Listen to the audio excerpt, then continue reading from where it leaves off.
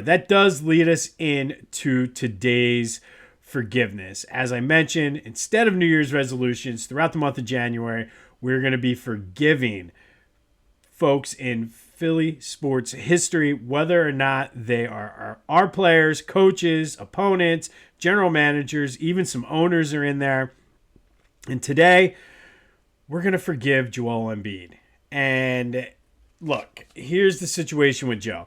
He is who he is. He is an extremely talented big man, probably the most talented big man in NBA history. And if he's not the best, he's got to be top 3 as far as athleticism, talent, and just what he can do in that big frame. However, with being a big man, we've seen it throughout history. Injuries tend to catch up with them eventually.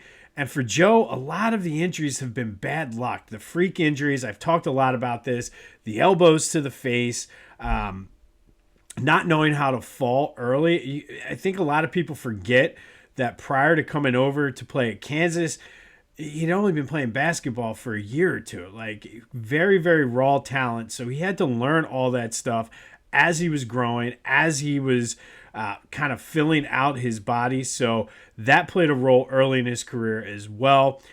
We know he missed the 2 seasons. And it's also not his fault that the team made the decisions that they did around him. Yes, Sam Hinkie hit on the Joel Embiid pick. But for all the trust the process and tanking and everything, he missed on a lot of those picks too. And then you throw in Ben Simmons completely hiding on the court in the big moments in the playoffs. Markelle Fultz forgetting completely how to shoot.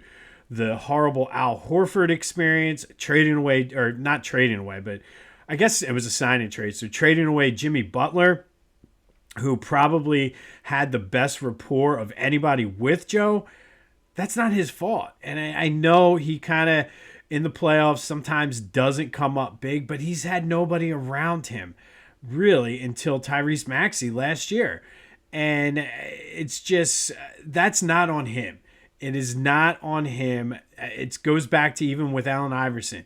They claimed the people couldn't play with Iverson, and I've heard them say that about Joe.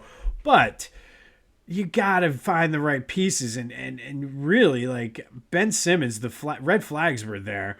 Markelle Fultz, you got hoodwinked by Danny Ainge, and it should have been Jason Tatum. The Al Horford thing, nobody's going to tell me any different. He was a spy. But for his career, Joe's averaging 28 points, 11 rebounds. Great numbers. He's a potential Hall of Famer. One of the best to ever play for the Sixers. I do think he's a generational talent. I know that word gets thrown out a lot. But look at what he can do as a big man.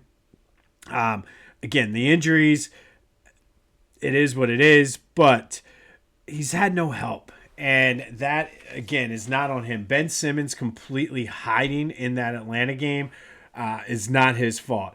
Kawhi Leonard getting 4 bounces before the ball goes in against Toronto that year, that is not Joe's fault. I mean, the defense was there. It was just a hell of a shot by a hell of a player. So, Joe, I forgive you for a lot of the things that went down this year. I apologize for the team the general manager, the front office, not putting the right people around you and kind of wasting some of your talent. But one thing that Joe does do is he comes out to play all the time. The load management and everything like that, that's not necessarily on him. That's on, again, the front office and the coach managing him. But Joe wants to play. Joe is a warrior. So, Joe, for all of the things that happened this year, I kind of am glad you punched Marcus Hayes in the face, though. I appreciate that one. But the whole everything else that went down, the team meeting, this, that, and the other, I forgive you. We're trying to bring good karma to our teams, and the Sixers right now certainly need it. So, Joel Embiid, I forgive you. That weight now has been lifted off of my shoulders. We will forgive someone else tomorrow, so be sure to tune in.